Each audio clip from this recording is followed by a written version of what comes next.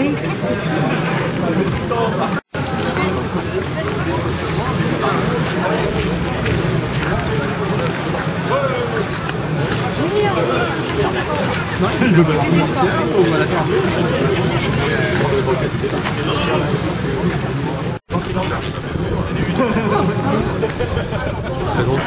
portable, c'est le seul truc avec quoi je vais pouvoir filmer.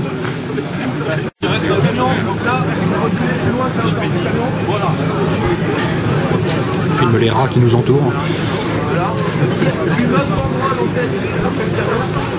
Il y a un endroit le milieu qui sépare en deux. Et ensuite, après, tous les drapeaux viennent.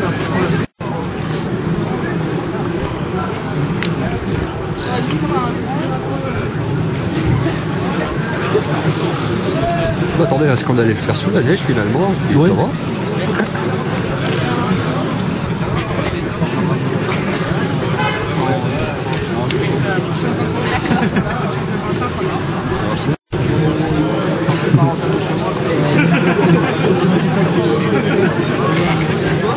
Il y a des Golgoth, hein.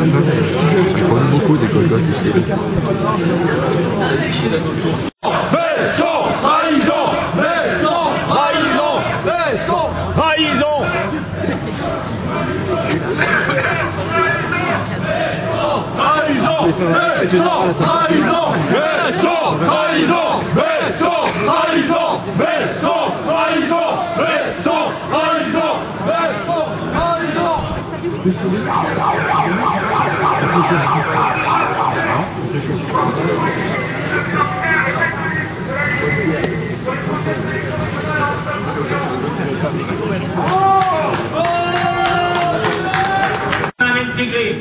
Mais on oublie de préciser qu'il n'était pas des allogènes, car ils appartenaient à une même origine indo-européenne. Notre civilisation est un arbre qui plonge ses racines dans nos terroirs, qui se développe dans la langue, l'histoire et la culture française pour contribuer à la magnifique civilisation du continent européen. Lors du débat sur l'identité nationale, j'ai eu l'occasion de dénoncer les propos surréalistes du ministre Besson, du sinistre Besson, qui venait d'asséner, ouvrez les guillemets, la France n'est ni un peuple, ni une langue, ni un territoire, ni une religion. C'est un conglomérat de peuples qui veulent vivre ensemble. Il n'y a pas de Français de souche, il n'y a qu'une France du métissage.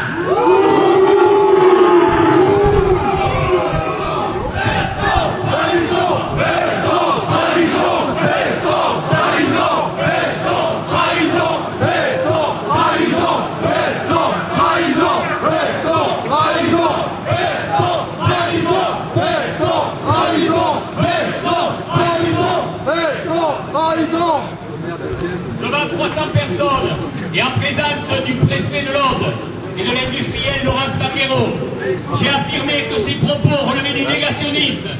En effet, les premiers mots de la Constitution de 1958 citent explicitement le peuple français. Le préambule de la Déclaration des droits de l'homme et du citoyen fait de même. Et le Conseil constitutionnel a retoqué un projet de loi en 1991 pour un motif similaire. Au cours d'un véritable débat, j'aurais aimé qu'on m'explique quel sens M. Sarkozy, Besson ou Copé donnaient au mot patrie, mot que d'ailleurs il n'emploie pratiquement jamais, ou alors du bout des lèvres comme s'il s'agissait d'une insanité. Pour moi, la patrie c'est la terre de mes ancêtres, puisque comme le dit un proverbe vietnamien, quand je mange un fruit, je pense à celui qui a planté l'arbre. J'ai participé à ce qui devait être des débats. Bien évidemment, comme vous vous en doutez, les organisateurs ont tenté, mais en vain, je vous rassure, de me reprendre le micro. Et grâce aux nombreux sympathisants présents dans les salles, j'ai pu affirmer avec force, face aux mensonges des pro-immigrationnistes, souvent issus des associations et de l'administration préfectorale, que les Français, ou Européens, et je dis bien Européens, de souche, représentaient tout de même 80 à 87% de la population de notre pays.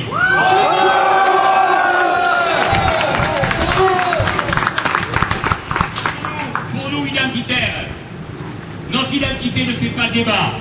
Et je vous conseille vivement, lorsque vous avez des contradicteurs officiels, de réclamer la consultation du peuple au moyen de référendums régionaux, nationaux ou européens sur des questions essentielles, telles que la double nationalité, le droit de vote des étrangers, le port du voile, qu'il soit mini ou intégral, et surtout la réforme du code de la nationalité par l'introduction du droit au sang.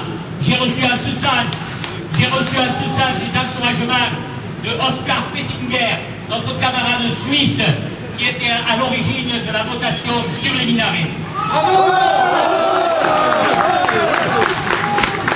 Pour en finir avec ces débats gadgets sur l'identité, nous avons tellement dérangé la préfectorale que les derniers débats ont été purement et simplement annulés, tel celui de 7. Et je ne résiste pas au plaisir de vous lire ce passage paru dans la presse locale. Où est mieux, le préfet a préféré annuler certains débats sur l'identité nationale, dont celui prévu à 7. Les identitaires de la Ligue du Midi, et dont le slogan favori est Restons maîtres chez nous, prenaient en effet un malin plaisir à Nîmes, à Carcassonne, etc., à animer, entre guillemets, et pimenter les réunions officielles de réflexion peu goûtées par les autorités. J'ai entendu des préfets, lors de ces débats, et un membre du cabinet de Éric Besson prétendre que la France était née en 1789. Mon cul! Voire en 1793.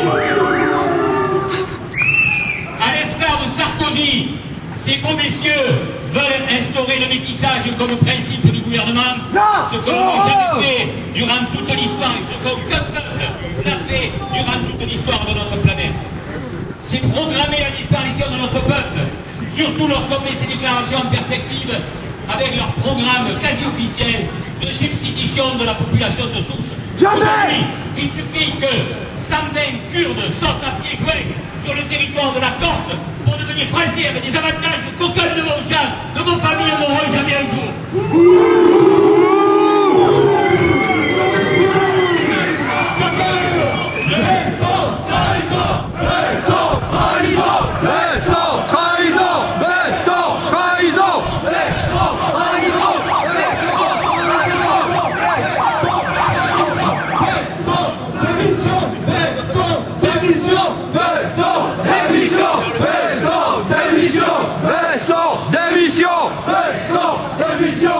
Identitaires, considérons que l'histoire de France n'a pas débuté en 1789.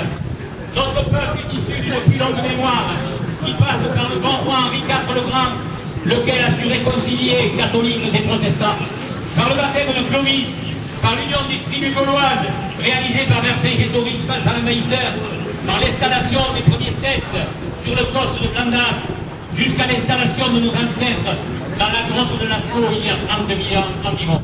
En conclusion de ce débat sur l'identité nationale, je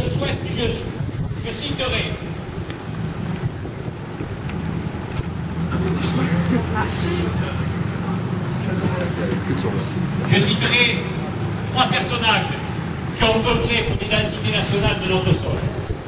Maurice Barrès, et ça c'est pour aujourd'hui, la terre et les morts. Un journaliste a même osé se demander comment je pouvais citer Maurice Barrès, puisque maintenant Maurice Barrès va devenir un auteur maudit. Le deuxième, c'est Éric Zemmour, qui disait « On peut intégrer des individus, et encore à condition qu'ils fassent partie de toute petite minorité. » J'ajouterai qu'il faudrait qu'ils aient la volonté de s'intégrer. Et quand je vois les débordements auxquels on assiste dans certaines cités, le soir des matchs de football, je doute que ces gens-là, il y ait une forte capacité d'intégration. Je citerai enfin Charles de Gaulle, je citerai enfin Jean de Gaulle. Nous sommes avant tout le peuple européen de race blanche, de culture grecque et latine et de religion chrétienne.